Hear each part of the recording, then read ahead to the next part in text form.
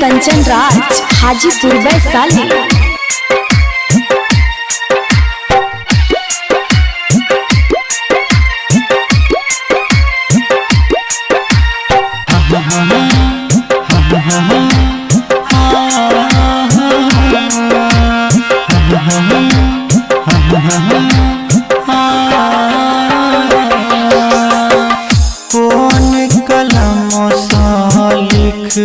लग मैया हमर दुखा कर गे हम भागल फसल भवर में हम भागल फसल भवर में कर नैया पार गे कौन कलम सा लिख लग मैया हमर दुखा पार गे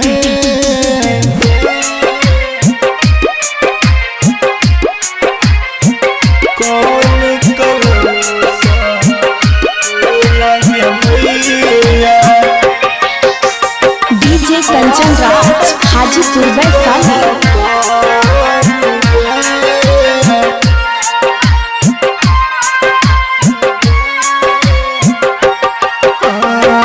सब हकाज सुनाई छठ मैया हमरे जय छठ से ज्ञान बुद्धि बिना लागग मैया ज्ञान बुद्धि बिना लागग मैया जीवन हमर अनहार गे कौन कलम सा लिख लग मैया हमर दुखा पार गे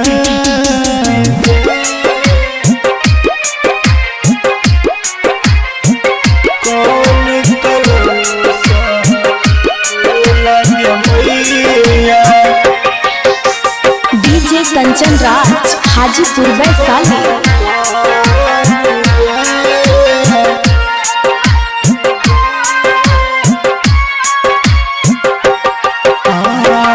अखिया नशा हमरा लोर बहैया तू बनल छकिया कठोर गे बेटक जीज सुन बन मैया बेटक जिन सुन बग जननीता कहतो कृष्ण सार गे कौन कलम सा लिख लग मैया हमर दुखा पार गे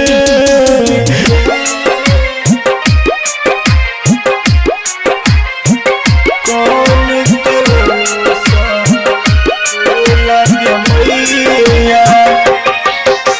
डीजे कंचन राज हाजीपुर वैशाली।